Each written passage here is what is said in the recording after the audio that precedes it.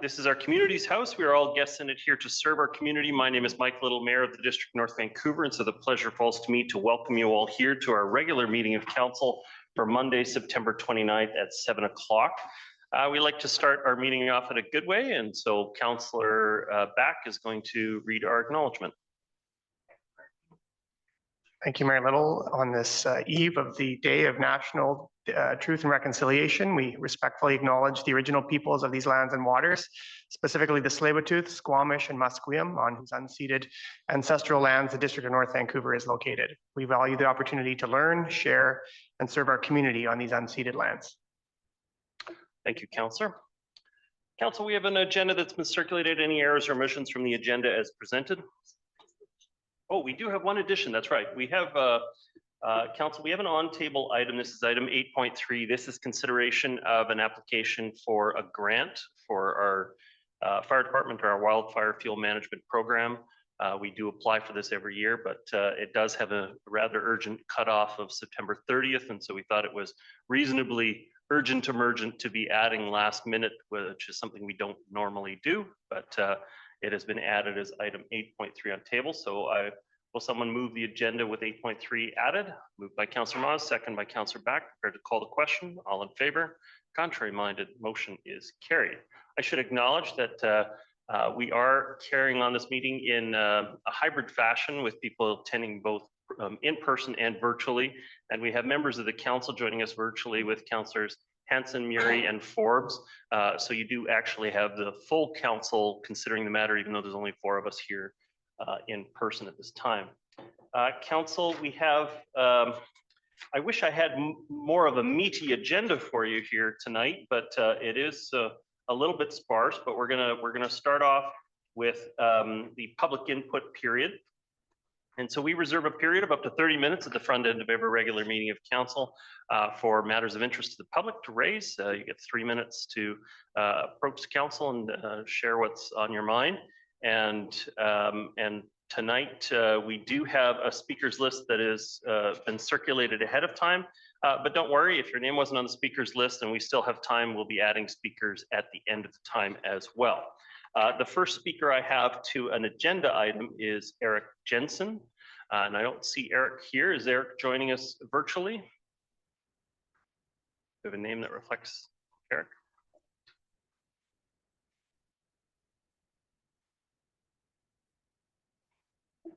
Can you guys hear me okay?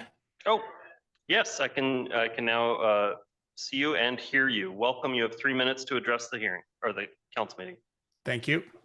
Good evening, Mayor, council staff, and members of the public.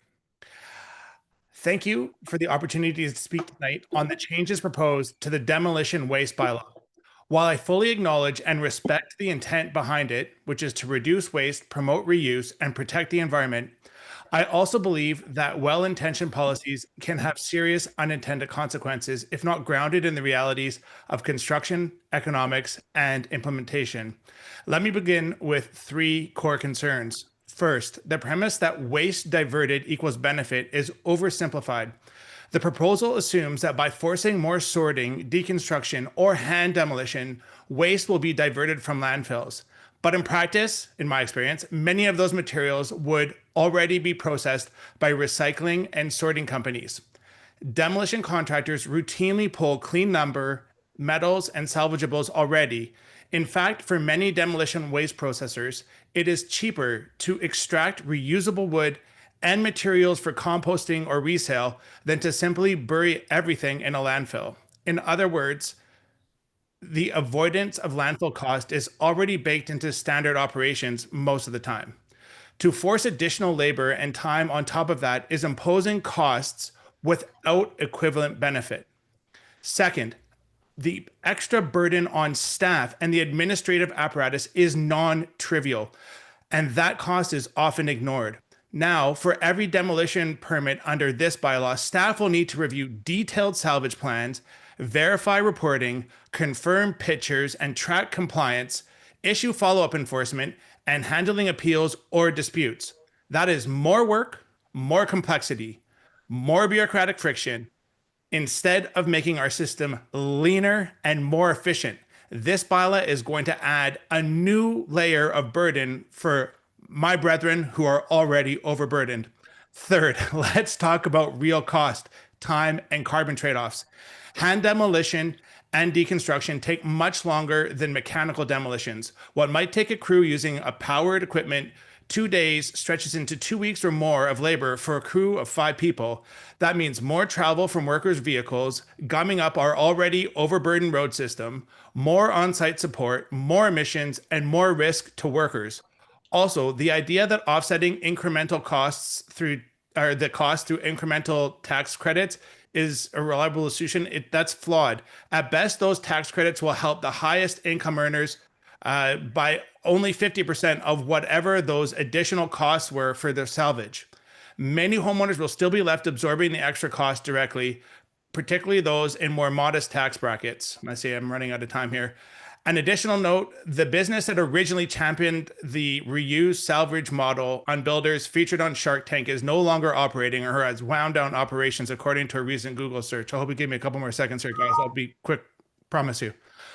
That strongly suggests that there are real market constraints to selling and using used building materials. If the resale and reuse market were that robust, unbuilders would still be in business and probably be thriving. The fact that it does not suggest that maybe there's some challenges with reusing used building materials. I respectfully submit that you guys reject this version of the proposal tonight and instead consider reverting to the 2023 original version or a minimum positive advancement until deeper economic modeling. Anyways, you guys know where I'm going with this. Thank you so much for your time. Appreciate you.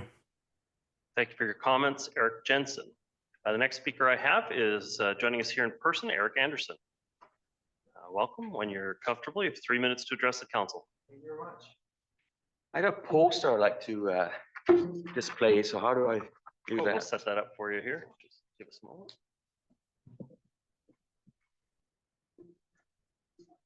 Frame it up there. All right. There we go. Town hall meeting. Good evening, Mayor Little and members of council. My name is Eric Anderson and I live at 2589 Derbyshire Way. Tonight I'm speaking as the chair of the Blue Ridge Community Association. I would like to invite all interested parties in the Seymour area, as well as members of council, to a town hall meeting that we have planned for Wednesday, October 15, starting at 7 p.m. at the Mount Seymour United Church at 1200 Park Avenue. It is the 3 community associations in Blue Ridge, Deep Cove, and Seymour who are jointly hosting this meeting. In the past, we've hosted countless all candidates meetings, which is something that you all on council are most familiar with. What is different this time is that this is not a number of politicians wanting to get elected or re-elected. This is a town hall meeting for current politicians that all have a fair amount of time left in their respective terms of office. We have reached out to our MP, Terry Beach, our MLA, Susie Chant, and our Mayor, Mike Little, who all graciously accepted to attend our meeting in a couple of weeks. There are a number of issues that we would like to raise with these politicians, and these are federal and provincial government deficits and debt, provincial housing density mandates, the North Shore wastewater treatment plant project, and transportation infrastructure and traffic. All these are hugely important issues for residents in the eastern part of the district. We want our elected officials to tell us what they're doing about these issues, and we want to have a dialogue with them about this. As a resident in the area, I constantly hear about these issues when I bump into my neighbors. This is why we're urging everyone who's concerned to join us on October 15, when you have a chance to hear what your current MP, MLA, and mayor will tell you that they can do to help us. This is a new way to approach important issues, and I'm not aware of any other town hall meetings having been held here in our area in the past. Thanks for listening, and we hope to see so many interested parties on October 15 at the Mount Seymour United Church. Thank you. Thank you very much, Mr. Anderson. Councillor Beck, you had a Thank you. It's just a very quick question because I know I'm out of town on that date for work, and I'm just wondering if it's going to be recorded or streamed at all. Yes, it will be recorded. Perfect. Thank you. Thanks for organizing that. Thank you. And yeah, looking forward to that evening, although I know we could spend a full hour on the wastewater treatment plant alone, so we'll have to elbow each other out for a little bit of room to talk about the different issues that night. But pass along our appreciation to the community associations for arranging for that. The next speaker I have is Hazen Colbert joining us virtually. We move Mr. Colbert over as a panelist. Mr. Colbert, can you hear me? Mayor Little, I can hear you, and Mayor Little and Council, can you hear me? I can hear you clearly. Welcome. You have 3 minutes to address the council. Thank you. Over the summer break, which you guys call the August break, but anyway, over the summer break, I did a great deal of research into the way the algorithm that is being used to allocate the North Shore wastewater treatment plant fees to us here in the District of North Vancouver. And I want to share with you because, and let me, for those of you who have a pen and paper, I want to share with you that I am a single person living in a 2-bedroom condo of approximately 900 square feet, which has a market value of $860,000. What I have found is that the utilities that I am required to pay, and I'm first going to say the water utility, compared to Dr. Corey Cost, who I talked to earlier today, and he is living in a home valued at $1.5 million with 2 people, and I am paying 90%. I'm going to repeat again, 90% of what he is being assessed. I'm going to repeat it again. I am a one person living in a 2-bedroom condo, 850,000 to 860,000. Dr. Cost is living in a $1.5 million home with 2 people, and I'm paying 90% of what he's paying for water. Now, wastewater treatment, I'm also paying 90%.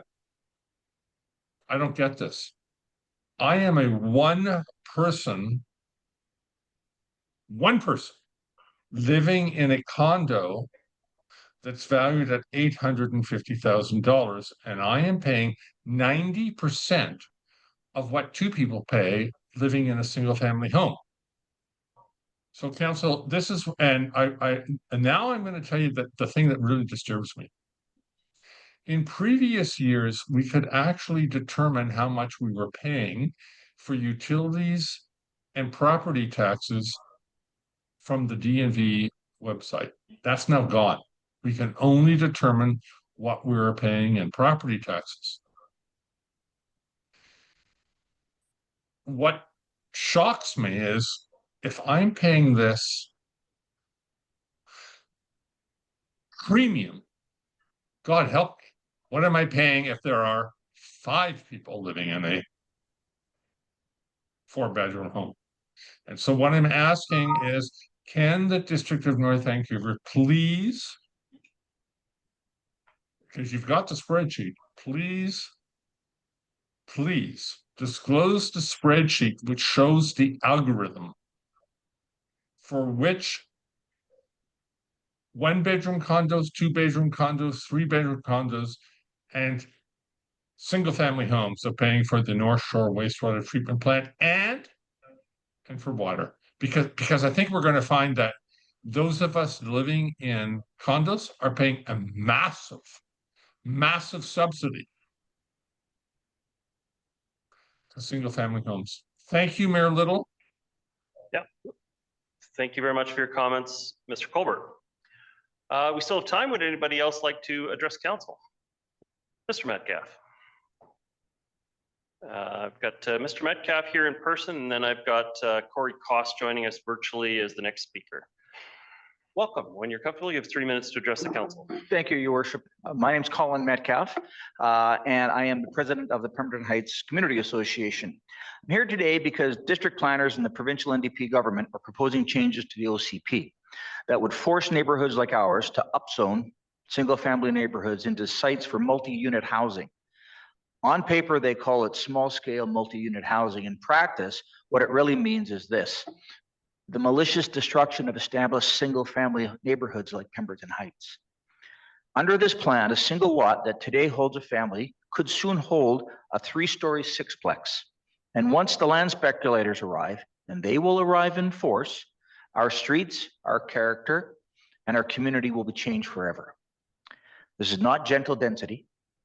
This is speculative redevelopment at the expense of families who chose Pemberton Heights and the other 3 neighborhoods for its stability, livability, and its sense of community. Oh, and by the way, this will not address the issue of affordability on the North Shore. Our neighborhood is uniquely vulnerable. We only have 1 road in and 1 road out.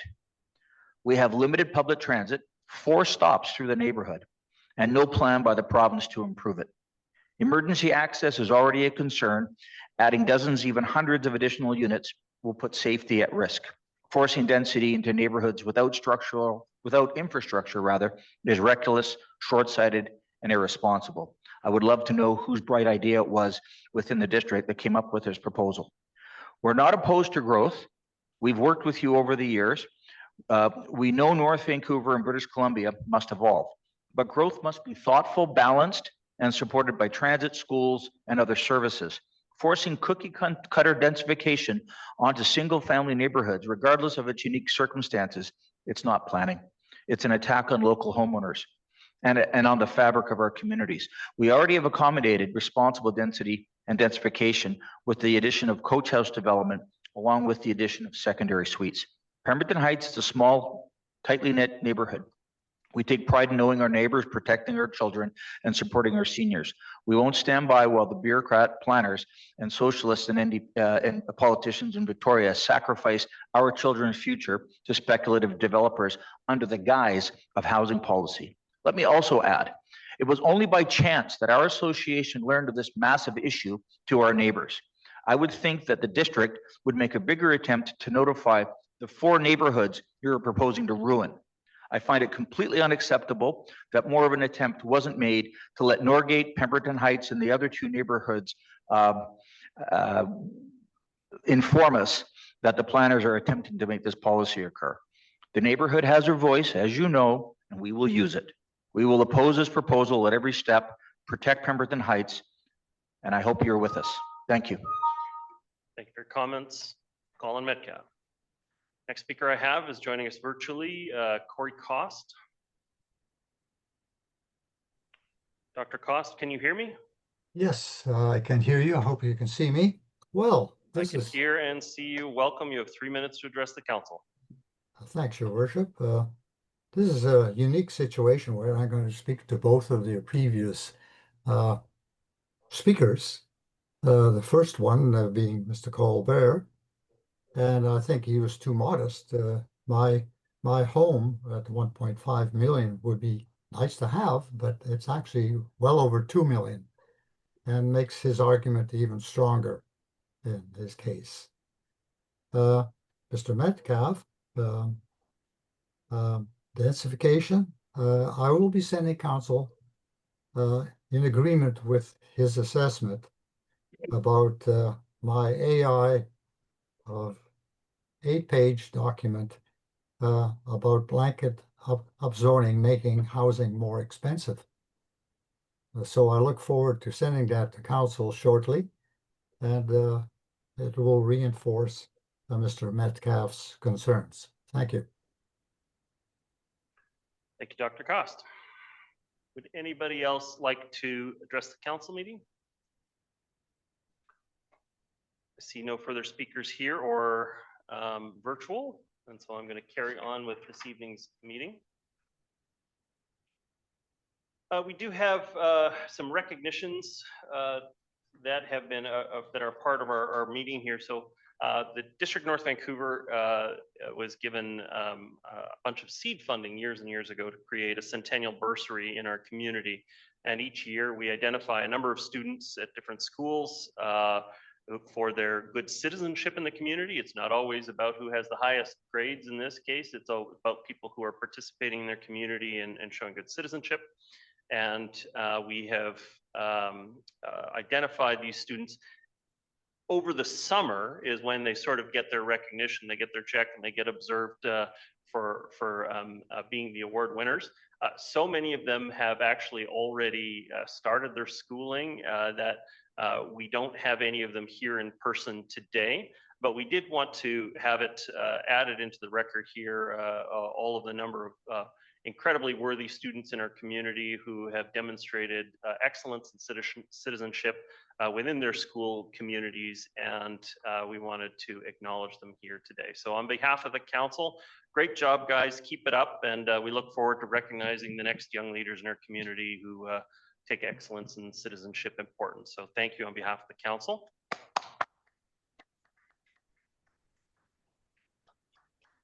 Mayor Little, oh, they're up there on the screen, right? Okay, thank you. Yes, they're on the screen and they're in the print record for the meeting, and these students have all been given their recognitions and awards already, and a number, I believe, were recognized originally at the youth, well, just after the youth awards. I was just thinking for those that are watching, they might not be able to read it's a bit fuzzy on my end, but they might not have that information, so didn't know if you were going to read their names out, but that's okay.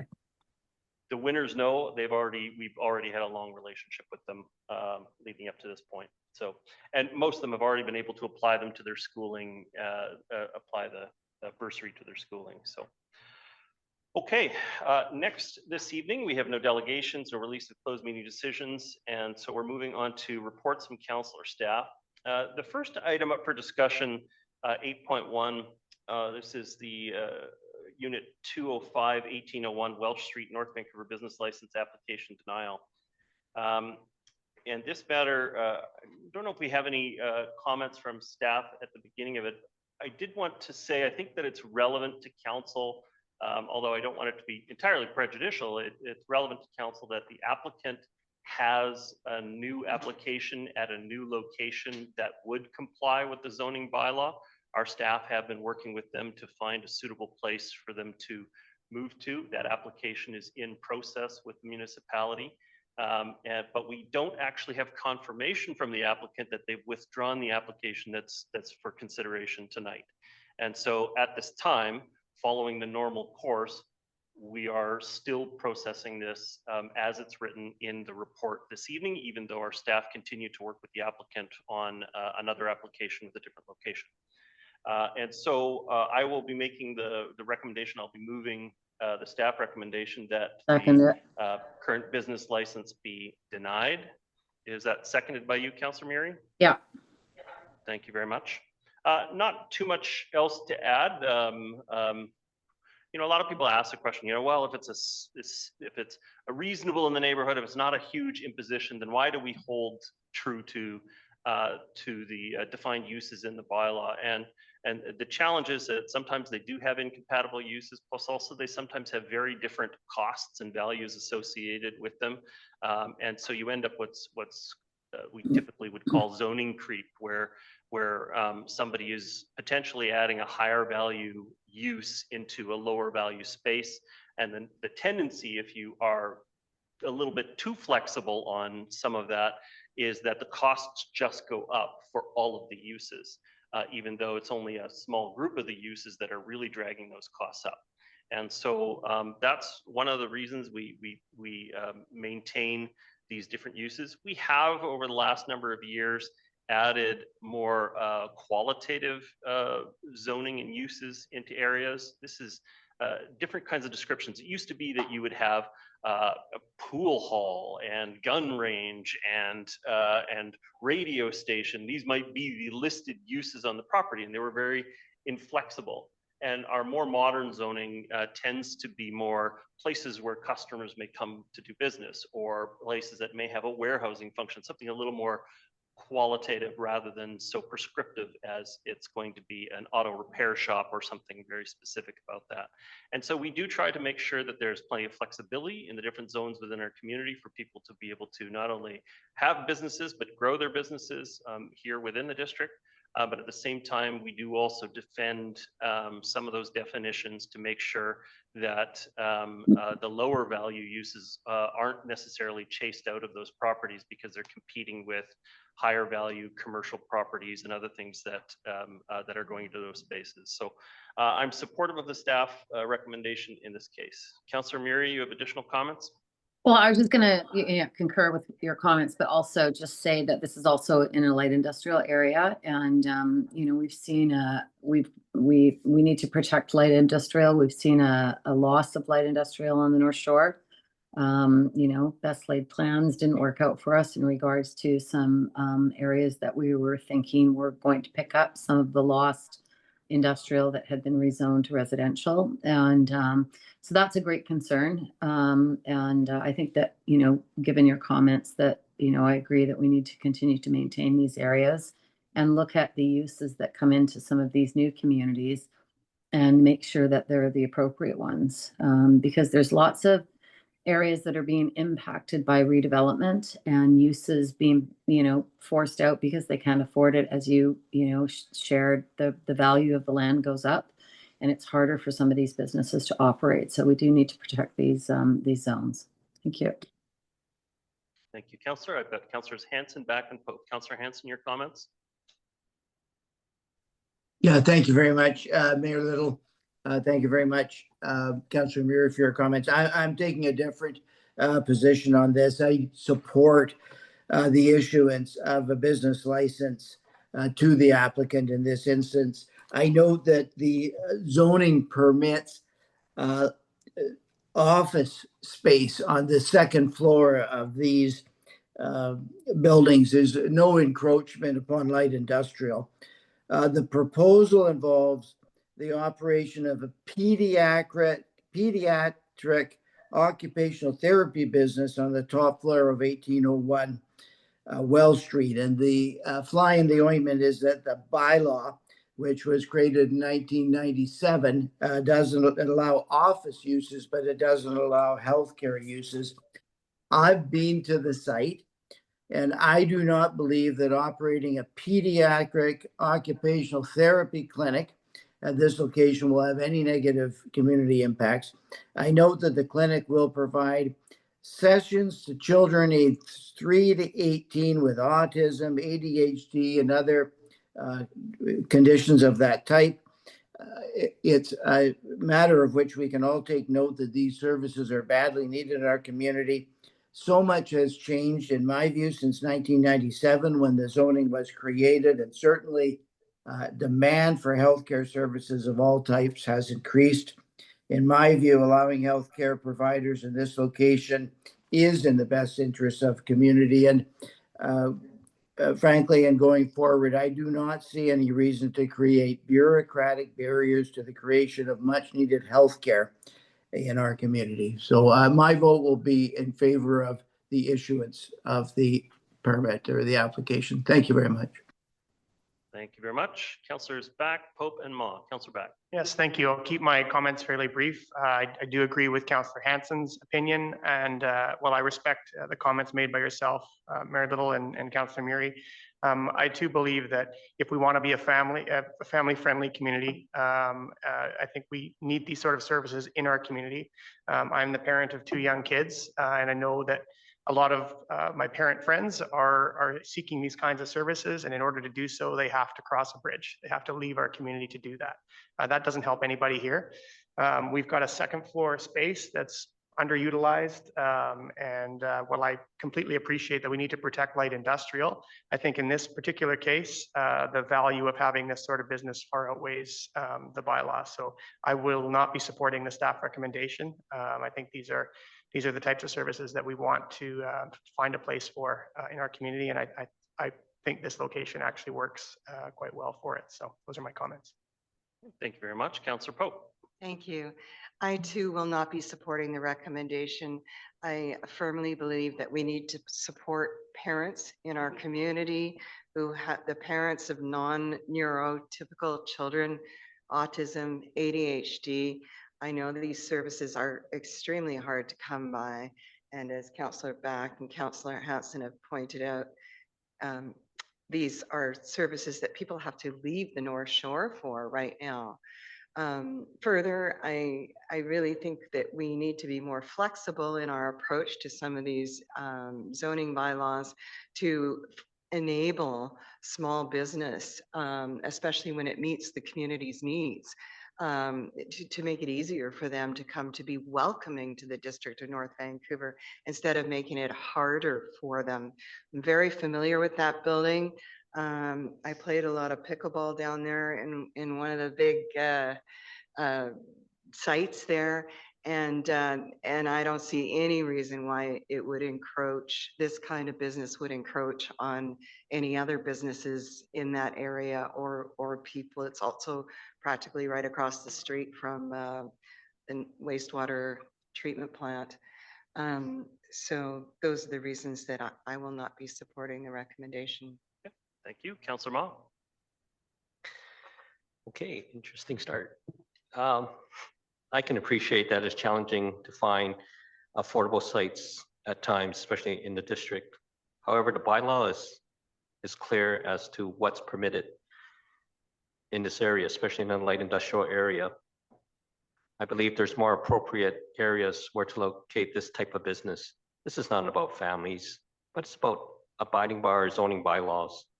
Allowing other uses could have the unintended consequences of throwing lease rates out of whack for all the other industrial businesses in the area. There's consequences to our decisions.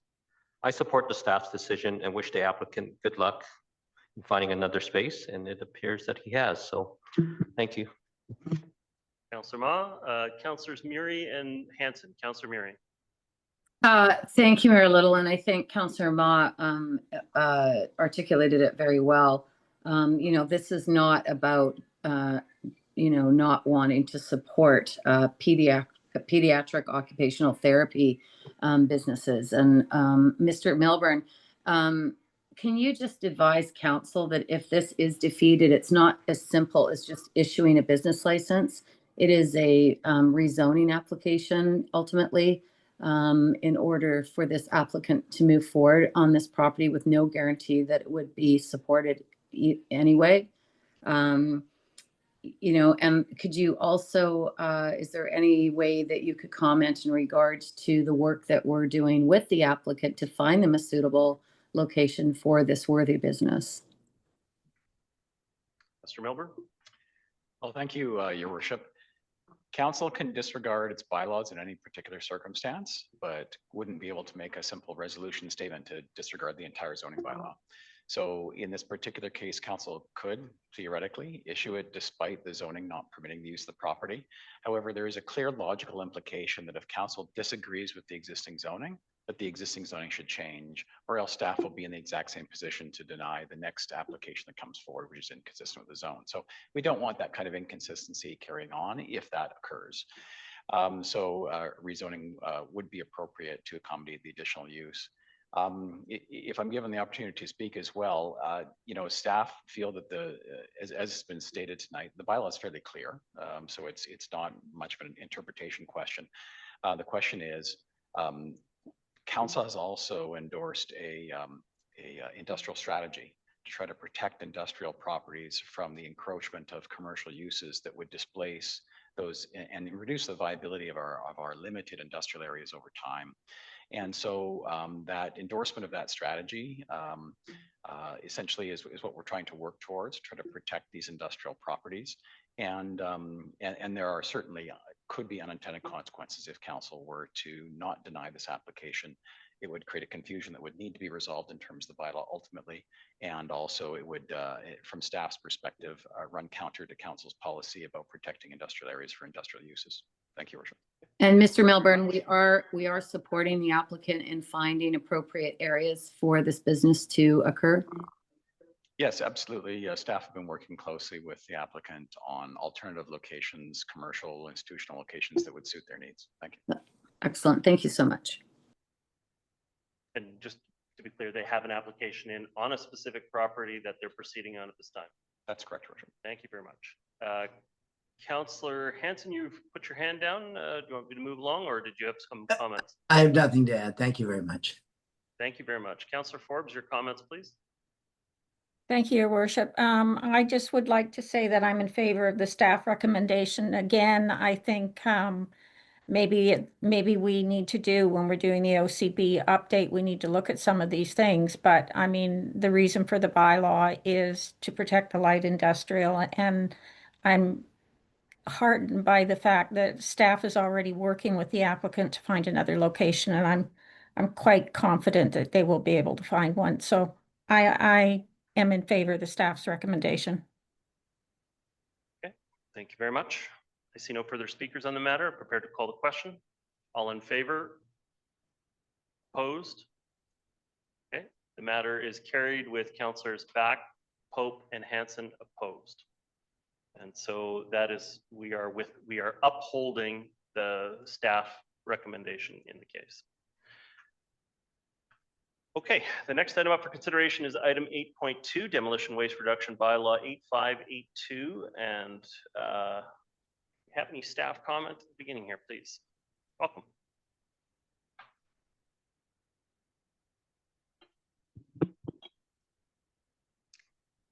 Good evening, Mayor and Council. For those of you who don't know me, my name is Bo Campo, and I am on the Climate Action Team.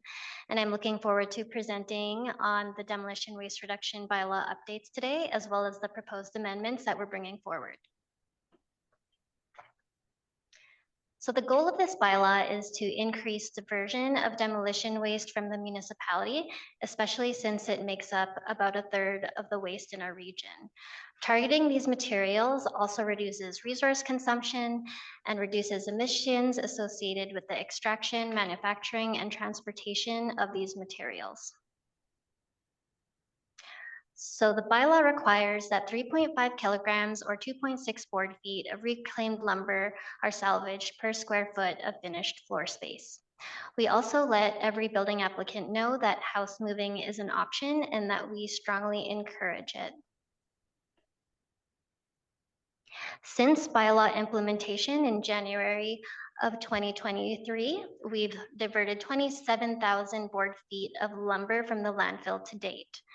And during this time period, we also had one house moved that was relocated from Colwood to the Squamish Nation to be used as transitional housing. So that was an exciting project that staff were happy to work on. I also wanted to bring up this house, which was the first house that fell under the bylaw, as an example project. So it was a house built in 1947. That is approximately 2,000 square feet. So originally the developer thought that they wouldn't be able to salvage any materials and that the state of the house was that it was falling apart and that it was rotting. However, as you can see in these photos, when they hired a deconstruction contractor, they were able to salvage a lot of wood from this project, and they actually exceeded the salvage requirement. And since then, every house that has fallen under the deconstruction bylaw has exceeded the wood salvage target. So that has been really positive for us to see. So now it has been 2 years since the implementation of the bylaw, and we've found opportunities to increase efficiency and consistency throughout our different processes. So this brings us to tonight and bringing forward these proposed amendments. So the first 2 amendments are to help with compliance, and that includes a site visit and standardized photo documentation. The next item is a name change from green demolition permit to salvage permit, and this is to help reduce confusion with conventional demolition. And including with that change, we have included relocation as part of the definition of that permit, just to further emphasize that house moving is included in this bylaw. And then the last update is for the chief building officer to request an assessment report from a deconstruction provider in order to verify the appropriateness of an exemption request. So those are the proposed amendments. Thank you for listening, and I am available to answer questions. Okay, I didn't see whose hand was up first. Councillor Hanson, followed by Councillor Murray. Councillor Hanson, do you have a motion? I move the staff recommendation. Okay, Councillor Murray, are you seconding the staff recommendation? Yes. Okay, Councillor Hanson, your comments, please. Yeah, thank you very much, Your Worship. I'm pleased to support these administrative amendments to our 2023 demolition waste reduction bylaw. I note that the 2023 bylaw has been a success, as was described in the staff report presentation. To date, according to that presentation and to the staff report, 27,000 board feet of lumber have been diverted from the landfill. The proposed amendments will further strengthen the bylaw. On a related note, at the recent Union of British Columbia Municipalities Convention, that body voted in favor of a resolution calling on the province to create a plan to see better use made of older homes at the point of redevelopment. That was resolution EB number 19, advancing home relocation and deconstruction, and it was passed. And this is a resolution follows a motion brought by Councillor Murray and unanimously supported by our council to bring that resolution before UBCM. And I know Councillor Murray's long-standing advocacy on this issue. And we can hope that our bylaw can serve as a template for other municipalities, and that we can hope as well that we will see a province-wide push to better address demolition waste. Thank you very much. Thank you, Councillor Hanson. Mr. Stewart, did you have some additional comments on that? Your Worship, just a short comment. These bylaws are evolutionary, and there's nothing that says we can't change them and improve them a year from now. And so I would just encourage council to make the gains that we can. And then if there are issues that come up that we need to address, or there's improvements that we can make, then we should and we can do that. Okay, thank you very much. Councillor Murray, your comments? Yeah, thank you, Councillor Hanson, for your comments, and appreciate you speaking to the motion at UBCM on council's behalf, but on my behalf as well. I appreciate that. Mr. Stewart's very correct that, you know, this is an evolving bylaw, and we can and you know, will in the future change it. You know, it's important for us to evolve, certainly with the building industry and our local contractors, but also what we're facing at our landfills. It's just astounding what's going on. And it's not just the demolition from tearing houses down. It's, you know, all the contents of a home are going into those landfills as well. And it's just, it's stunning. So very important work, you know, through the good work of our staff and council. We are leaders in this in the region, and I think we will continue to be. Salvage in the document in the bylaw does mean, as Ms. Ocampo pointed out, house moving, and house moving has been something that I've been really interested in. I sit on the Zero Waste Committee at Metro Vancouver, and Craig Hodge is one of the great advocates in regards to house moving, and has worked with different organizations like Renewal Development on moving a number of houses in Coquitlam. And Metro Vancouver has been supportive as using some of their space in their yards to actually store some of these homes while they're waiting to be transported to other communities, such as the ones that were transported to Seashelt on the Sunshine Coast for the Seashelt First Nation. So all very good work. I wanted to just highlight the 1950 number in the bylaw, the year 1950. So this is pre-1950. And, you know, one of the things that sometimes we do is we have one size fits all. And I guess my perspective on the date of 1950, pre-1950, one of my houses that I lived in was built prior to 1950, and it had yellow cedar in the walls, beautiful wood. We would never use that today, but yellow cedar. And so it was very salvageable. But after 1950, the concern for deconstruction is the materials that were used in the houses that were built after 1950. And I think that's where we need to look at encouraging house moving, because I think the success of the homes that were moved over to the Seashell First Nation, I mean, there were stories all over the news. It was a great project. It created some valuable housing for two families in each house, because they raised them and fitted them with suites downstairs, and it really is a good way of moving the entire home rather than deconstructing, and may actually speak to a number of the questions that Mr. Jensen had. So I am just actually going to ask staff if they did take any notes in regards to Mr. Jensen's concerns in regards to lengthening the time for development or demolition with these bylaws. And I'm not sure who wants to comment on that, whether it's Ms. Jackson or Mr. Milburn. But I think that was sort of one of here. I don't know if that's. Yeah, any member of staff that can comment. I know that these administrative changes are going to actually assist staff, because they were running into some challenges, and maybe we could speak to that while answering some of Mr. Jensen's questions.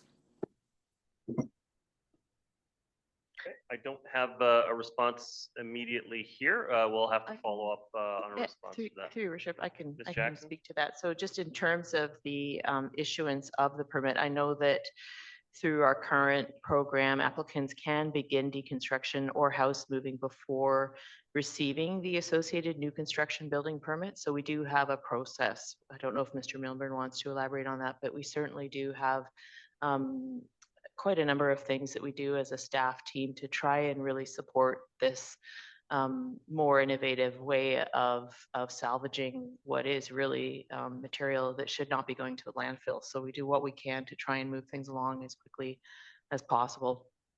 Thank you. Okay, thank you. Next, I've got Councillors Ma, Back, and Pope. Councillor Ma. Thank you.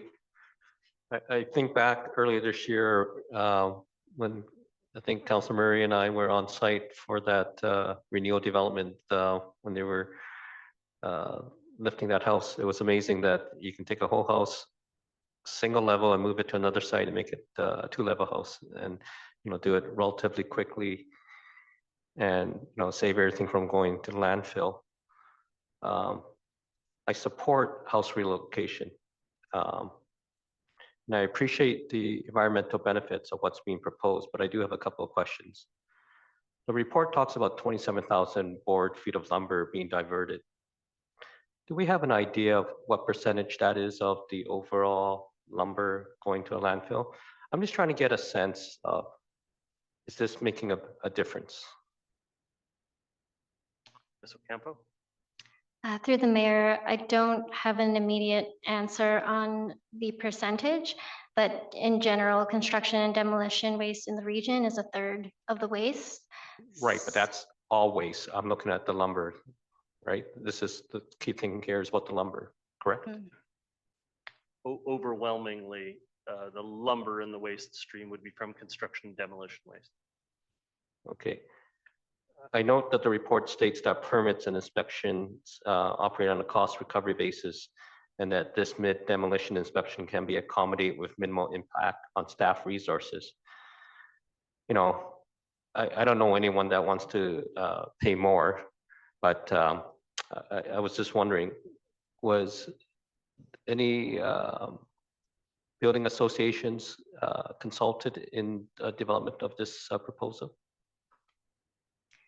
Through the mayor, yes, we consulted with UDI and several other housing associations, including Haven, throughout the process. And then we also had workshops as well, and targeted discussions with local business providers that work in this industry. And their general thoughts or feedback were? Most were generally supportive, and they actually encouraged us to take further action. Okay. Just from my understanding and from one of the previous speakers, waste is already being recycled. Can you speak to that, the difference between salvaging and recycling?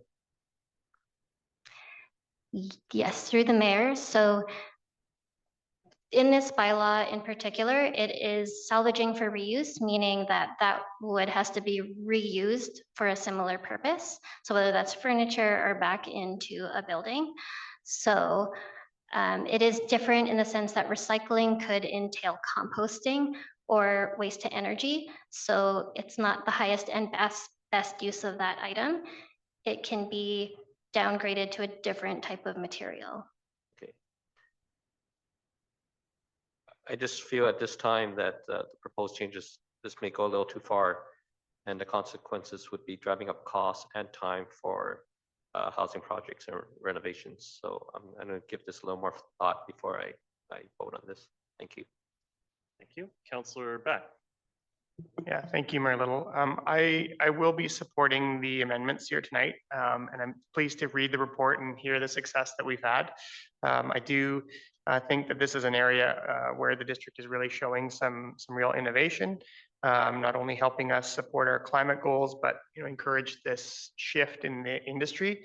But I do recognize, and I certainly heard the comments from the speaker tonight about the challenges that this could potentially present to people who are building homes. And I want to make sure as well that we are working closely to continue to hear their feedback and make adjustments. And I appreciate that these bylaws can be updated, but this is a fairly new space.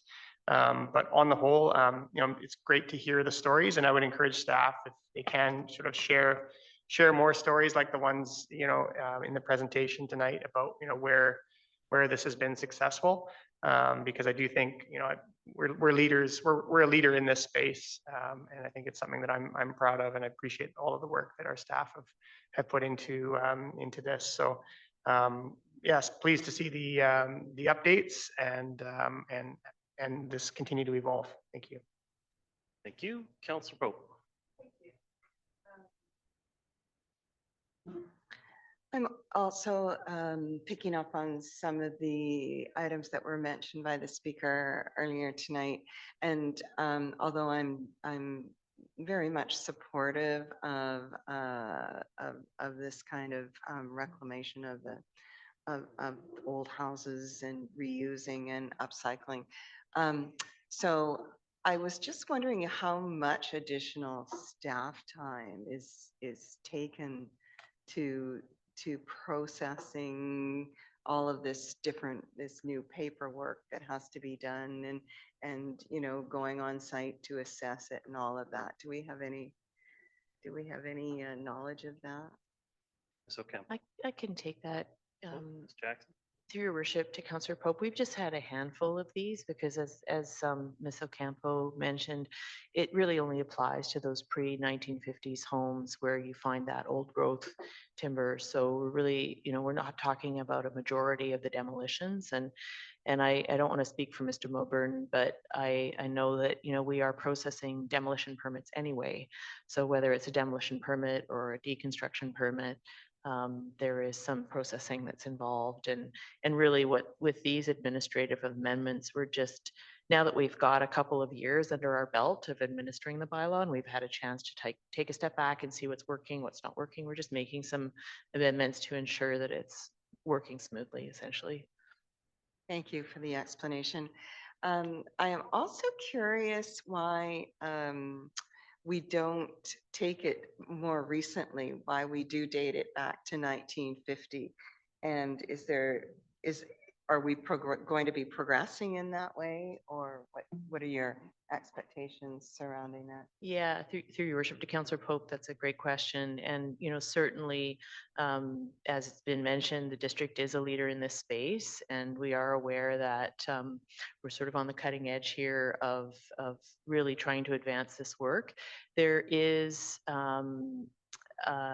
are some concerns around just the ensuring that we're supporting the market around the salvaged wood that is available. One of the things that we're looking at, for example, is in some of our municipal projects, if we can actually look at incorporating salvaged wood in our own projects to actually really drive that market forward. And that's sort of really the main focus for us now, is really on that sort of market demand side, because really if you solve the market demand side, then the supply side will sort itself out. So there are quite a number. If we were to go up to the pre-1960s homes, there would be a lot more wood that would be salvaged, obviously, but certainly there's limited space for, you know, staging the wood and then marketing the wood. So we're really focusing at this point more on the sort of side of really growing the demand for the salvage wood, and hoping that other municipalities may be looking to adopt similar bylaws. So we want to proceed with a degree of caution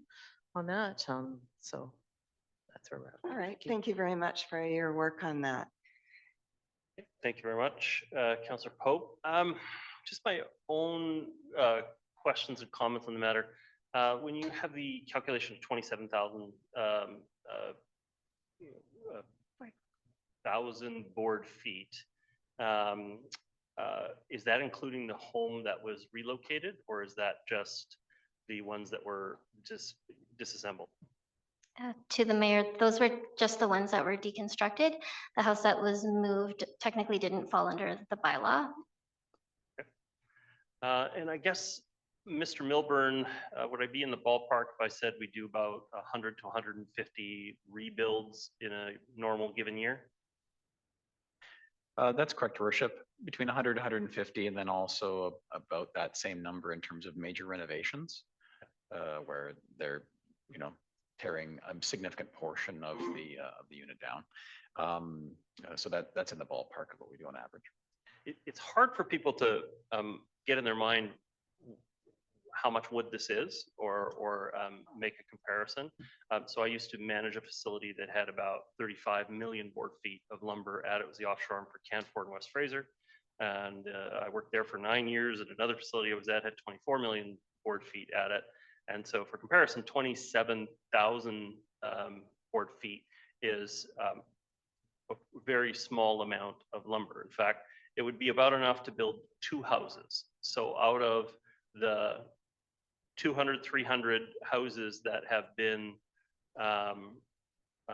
you know, renoed or entirely demolished in the district of North Vancouver, we're talking about 2 houses worth of lumber being salvaged in the process. So it's still pretty modest. I do think that I know that, you know, I used to be in solid waste in Metro Vancouver, and about 1/3 of our waste was construction and demolition waste, as mentioned in your comments. And I just happen to think that Councillor Murray's approach that was discussed at the UVCM is probably a better way to capture it, a combination of making sure that new homes being built are being built in deconstructible ways as well, so that you reduce the waste stream on that end, but also that you do it at a provincial level, rather than having one municipality have one regime and another have another. Very concerned about the cost of staff time, the bureaucratic aspect of it, as raised by Mr. Jensen. But I did just want to comment. It's still, I know that it's an infancy. I know that there's probably, as you go along, you'll probably have more homes in that age bracket that are going to be deconstructed. But it's a very, very tiny part of our waste stream. And if you planned for the deconstruction of buildings, you'd do a lot more to divert waste out of our waste stream. So I don't know how much more action I want to put into this. I don't know that there's large rewards. I'm not saying there aren't some rewards. I'm trying to figure out whether the costs are worth the rewards in this case. One other comment I was going to make, if I still got a minute, is the province of BC also has some very strict standards for how wood can be reused. So when lumber would come into our facilities, all they had to do was inspect a couple of pieces in a whole volume, 294 pieces in a 2x4 pack. And then they could determine from those 2 pieces whether all of it was good enough for home construction or not. They just do little teeny weeny, once in a while, spot checks on it. Very rare, very minimal.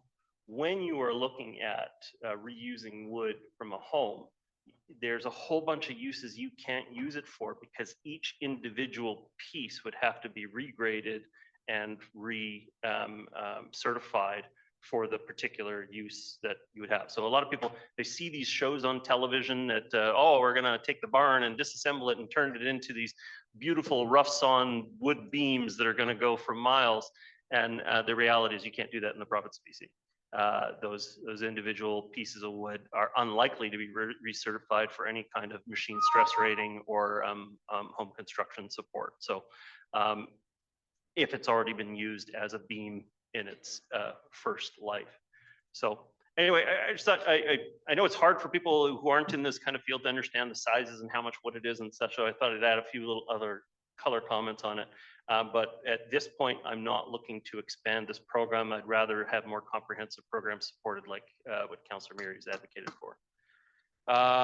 Councillor Murray, your comments. Well, I was just, oh, hold on.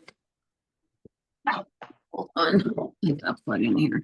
I was just gonna say that let's just look at what the amendments are recommending. So green demolition permit name change, that's just a name change. That's one of the suggestions. The exemption requirement update, which is enabling the chief building official to request an assessment report from a deconstruction provider when needed to verify the appropriateness of an exemption request. So is that really on us? That's on the applicant, right? And there is the option as well to move the building, not deconstruct it, but to move it. So I think that's a win, and that goes along the same lines as what that motion was talking about, that we forwarded to UBCM. You know, I understand the site visit requirement, but because we are dealing with just a small number of homes at this point, I'm just wondering, you know, maybe Mr. Milburn, I'm not sure if you have this information right now, but you know, what kind of time are we talking about? And then the photo documentation ensures consistent enforcement by collecting photos of the home before and during deconstruction and of the lumber loads on the vehicles.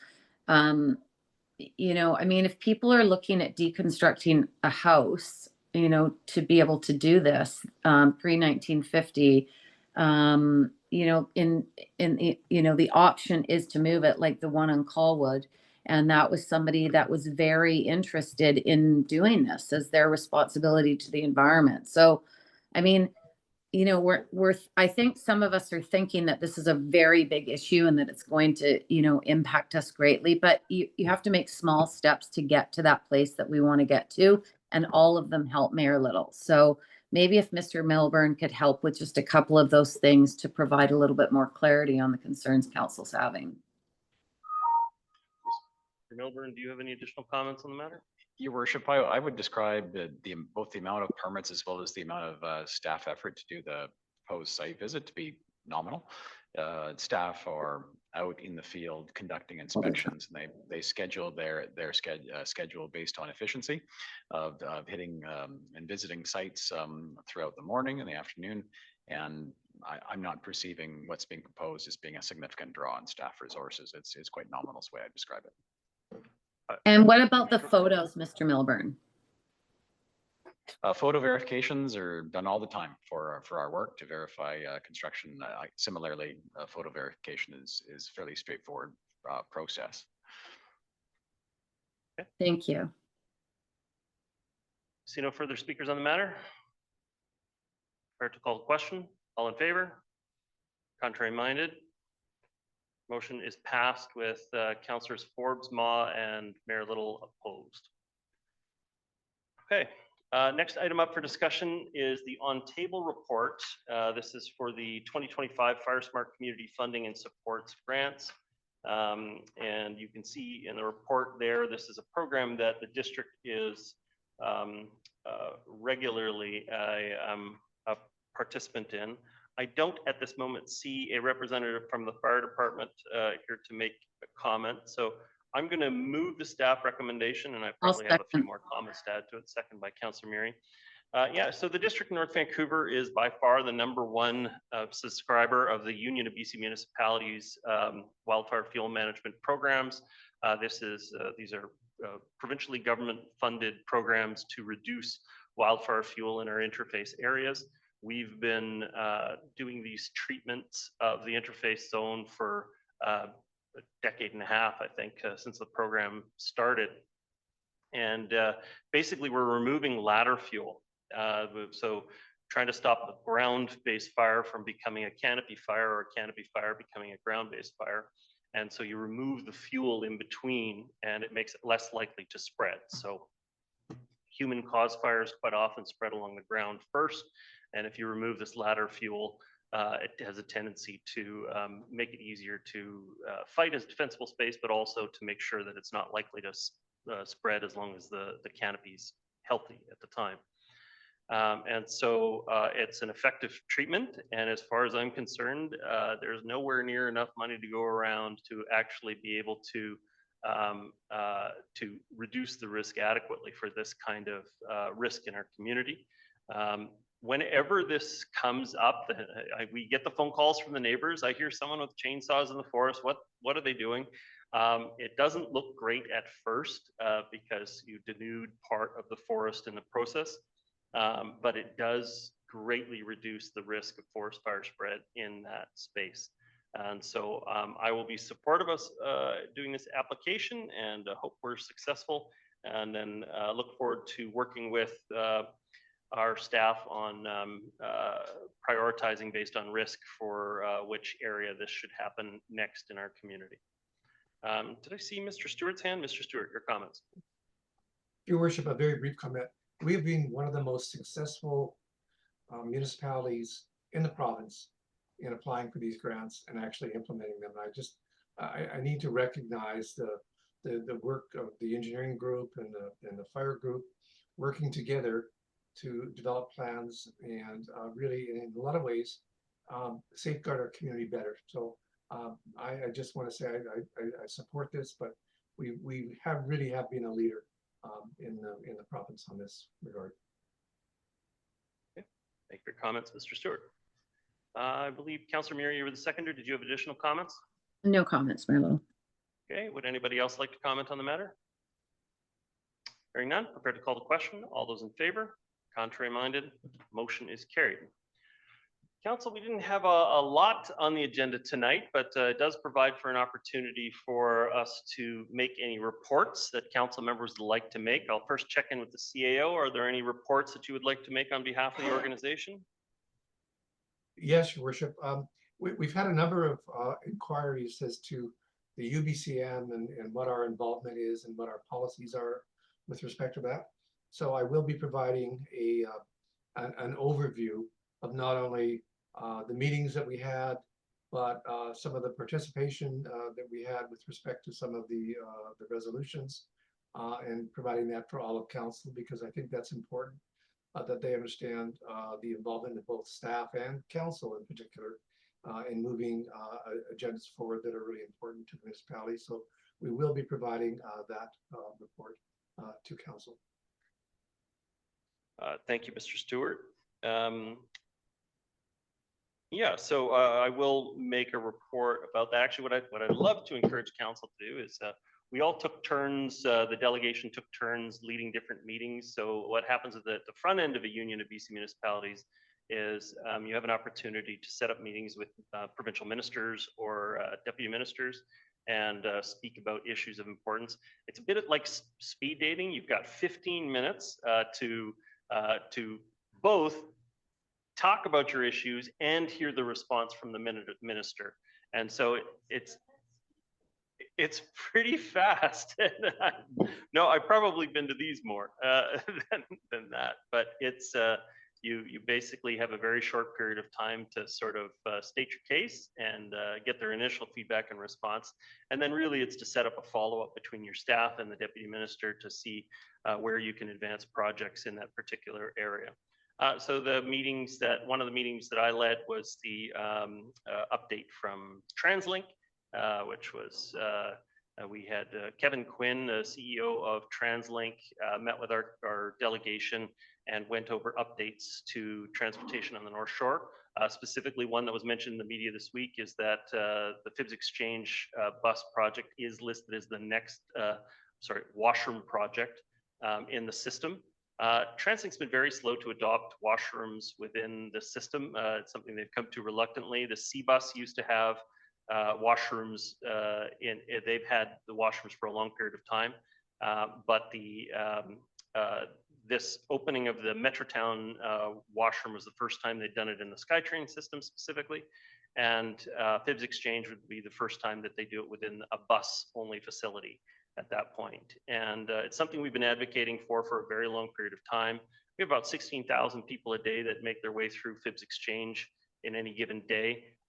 But the reason why, even though you have facilities within the system like Broadway SkyTrain station that have over 200,000 people through them in a day, the reason why Fibs ranks so high is that it's a break in people's very long commutes. And so people who are in the bus system sometimes for 45 minutes or more are quite often be stopping at a place like Fibs Exchange. And so it provides an opportunity for someone to have a washroom comfort break along their travels. And so it ranked fairly high for that. And we also had some forward-thinking people in the process when they did their last project at Fibs Exchange, and we were able to get the sewage pipes and water services put in advance of this decision, sort of to help nudge them along and make sure that the Fibs Exchange project was something that could be done relatively easily. So it's been incorporated in the project going back quite a distance. So good to get an update on bus rapid transit, on the Fibs Exchange washrooms, and a lot of the other projects regionally that are going on. And I've probably overspoken my time on reports already at this point. The next hand I see is Councillor Pope, and you were the lead of one of the meetings. I hope you covered that. Thank you very much for that. Yes, 4 nights in Victoria, very productive. We had the minister meetings, which were attended by Councillor Ma, Councillor Hanson, and yourself, Your Worship.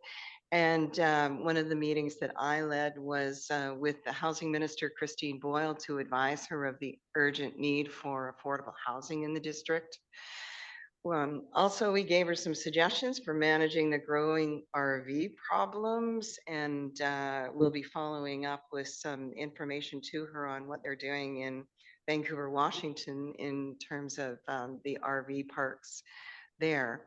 I also led the group with the Ministry of Community Safety, Terry Young, to talk about how the RCMP policy will not allow mental health calls to be sent to mental health counseling experts.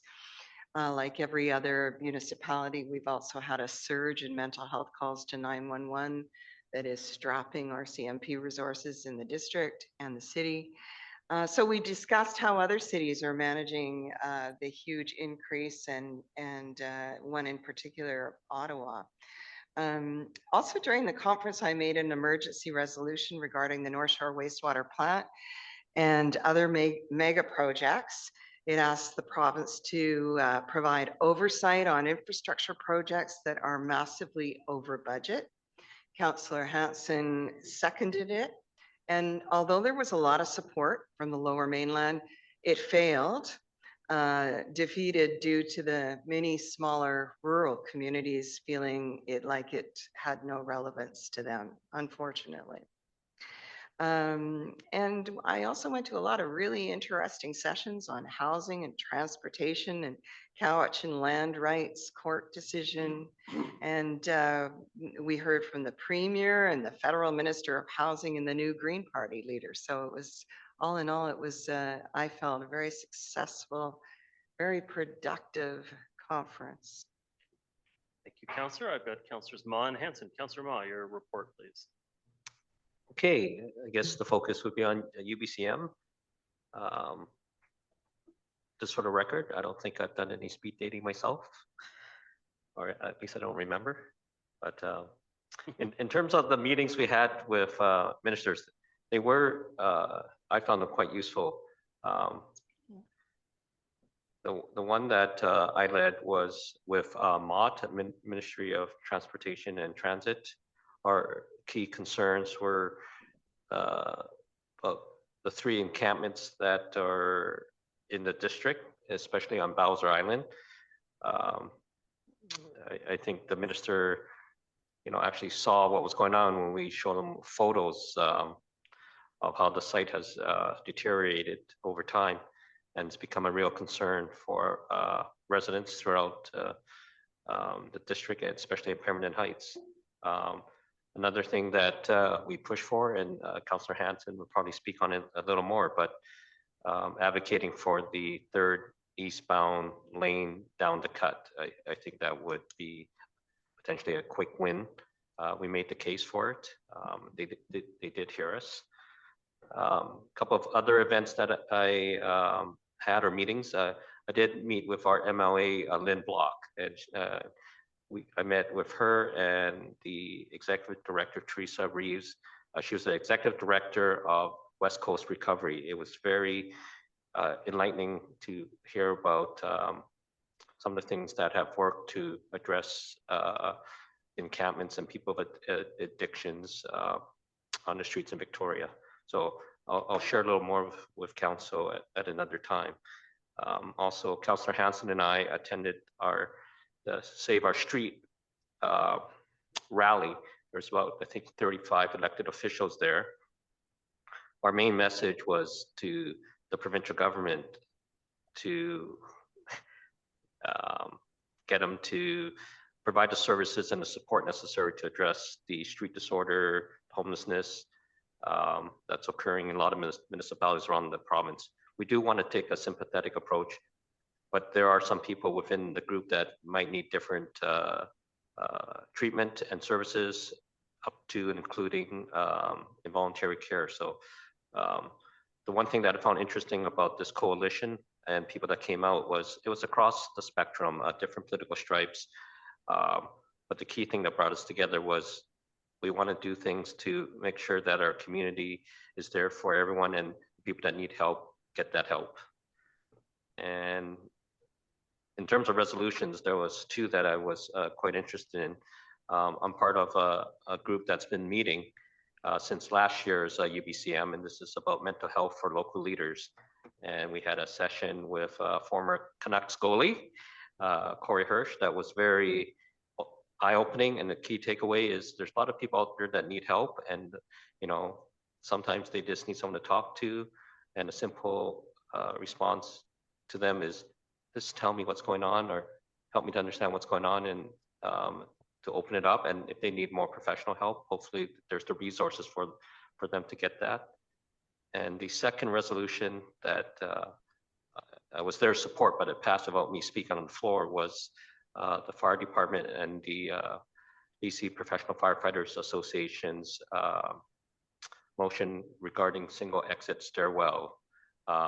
Currently, I believe the building code they're looking at for lower rise buildings, they'll only have one exit stairwell.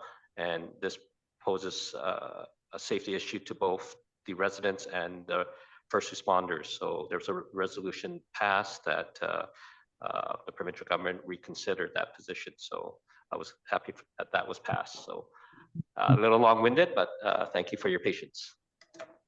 Thank you. Councillor Hanson, additional report?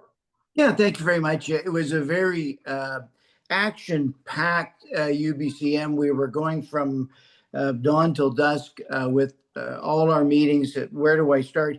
I personally would like to start with a special recognition to Councillor Pope for her emergency resolution with respect to the review of the North Shore wastewater treatment plant debacle and the over $3 billion of excess over budget spending.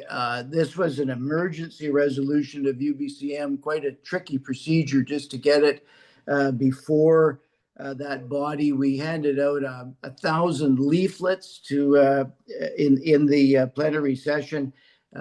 Councillor Pope spoke very articulately, and we were dumbfounded, frankly, that a majority of UBCM felt that it was appropriate for the provincial government to sit on its hands rather than investigate. Why is it that they don't want us to know who, when, and on what information the decisions were made with respect to North Shore wastewater treatment plant? So thank you, Councillor Pope. I can also say that I spoke so much about the third lane on the cut, this idea of using the shoulder on the cut eastbound between Lynn Valley Road and Mountain Highway.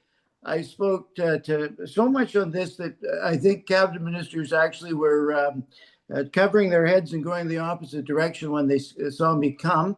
We did present it in our meeting with the Minister of Transport, but I also presented it informally to a number of ministers. And I think that the phrase third lane in the cut is now before the provincial government for their consideration in a very wholesome way or a very full way.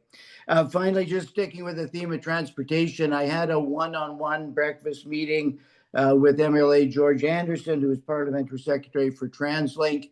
And well, we hope for significant investments in transportation infrastructure to the North Shore. But overall, I thought it was a very productive time. I know we all worked so very hard, and whatever results we achieved, we certainly put North Shore issues at the feet of the provincial government. So thank you to everyone who showed up and participated. Thank you. I will just do one more report from UBCM and then a comment about tomorrow's special events. So another meeting that occurred was about the Highway 99 corridor, specifically the rail line through that corridor and up to the 100-mile area. And so Jeremy Valeriot organized an event with about 35 people at it. I think Councillors Pope and Ma were present at it. And really just trying to highlight that, the change that CN is no longer going to serve those routes, and therefore what should we do with the space? Now, there's some people out there who are still pushing back and saying them reducing the freight service on those areas is impacting industry in their communities, specifically 100 Mile made comments about how that will really cripple their industries. But also, what is a suitable reuse in that area? And so there wasn't a specific conclusion drawn, just a commitment to have everybody share their ideas and concerns and thoughts about the space and what it could be used for, whether it's passenger rail service, whether it's changing it to more of a recreational focus, using the rail bed as a recreation corridor, or other opportunities to better connect the Sea to Sky and up into the 100-mile region. And well, Prince George eventually, I think, was the other comment, because Prince George was there as well. And so that was a good meeting, a way to start that conversation, and we're going to take it offline away from the UBCM to carry on the conversation. Tomorrow is a very important day for our First Nations communities, and hopefully for all Canadians. We have a statutory holiday to recognize Truth and Reconciliation and the 94 calls to action that came out of that process. I did want to just very briefly talk about what I'll be doing tomorrow, but also what has really impacted me about this day. So the Tsleil-Waututh Nation is going to be hosting a walk from their admin, or sorry, from Kate's Park to their admin offices. And in years past, one year in particular, we did the walk from the Tsleil-Waututh administration office at Tsleil-Waututh Drive, and we walked all the way to St. Paul's, which was the local residential school in the area. And they talked to us about the treatment that young people received at that facility, physical abuse, sexual abuse, the horrific conditions and treatment, medical ailments and challenges that came from their time in those facilities. And I think what really struck me about the event, about walking from their facility all the way over to St. Paul's, was you got to imagine it from the perspective of an 8 to 12-year-old and think, what would it be like to have to walk across that section of the North Shore knowing full well the treatment you were going to receive when you arrived at that facility on the other end? Yeah, you were going to see some kids you had met in the year previous or whatever, but now you have to decide to walk that area on your own. And it was a very touching and moving experience when we did that with the Tsleil-Waututh Nation. The Squamish Nation were there to greet people. And in that moment, it was a bit of a joyous celebration, bringing people together at the time. But you've got to, if you're thinking about it from the perspective of the child going through that, it would be just a horrific experience for them. And so that's the importance of the day, is to take time out and relate it to your life. Think about the Truth and Reconciliation Commission and the calls to action, and what we can do to better support First Nations in our community. So I did just want to add that as a report. And Councillor Ma, you have some additional comments? Yes, thank you for reminding me of that. I think there's a few of us councillors that will be participating in that walk. There's also some activities for Truth and Reconciliation Day at Minova happening from, I'm just looking up now, from 11 a.m. to 4:30, and it's a pay what you can. I'm sure Councillor Back has a little more information, or sorry, you might. It's actually the busiest day of the year, the last couple of years at Minova. Starts at 11 o'clock, and it's really a family-friendly series of events throughout the day to commemorate Truth and Reconciliation Day, and it's really age appropriate for all age groups. So I'll be there with my kids, and hope to see lots of other people there as well. Okay. Council, I see no further reports at this time. All right, having completed the business of this evening's meeting, I'll accept adjournment. Except from Councillor Ma's offered, I'll accept. Thank you very much to staff for the reports you prepared for this evening. Thank you to members of the public for sticking through our meeting. And thank you, Council, for the decisions that you made tonight. Everybody have a fantastic week. Good night.